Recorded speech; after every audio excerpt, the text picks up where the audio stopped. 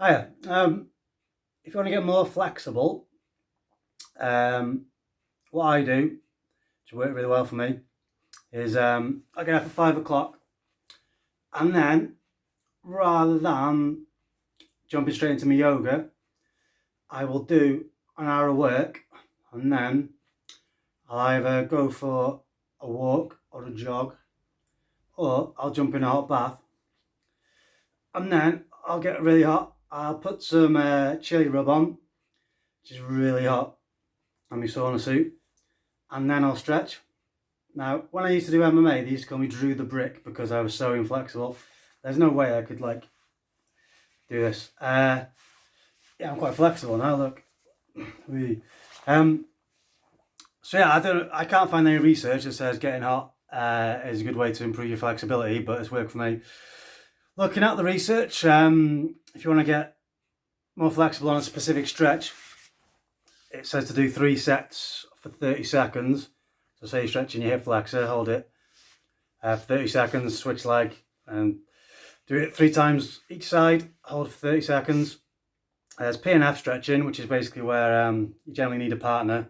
So say I was doing my hamstrings, I'd be pushing against someone who's holding my leg in place, and then you do that for 30 seconds, I think it is.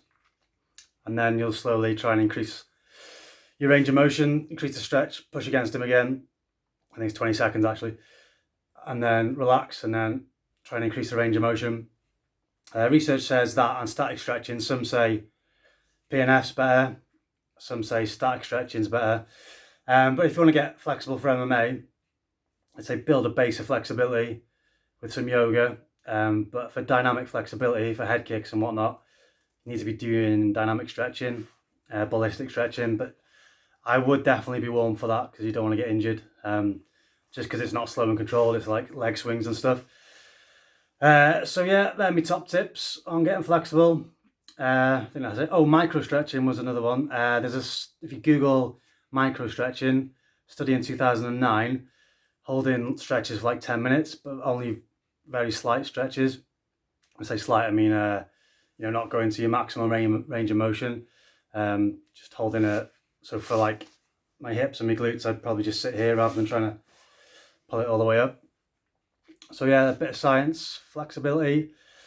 I'd say get warm before you stretch. Don't jump out of bed and do your yoga. Get warm first and then do your yoga.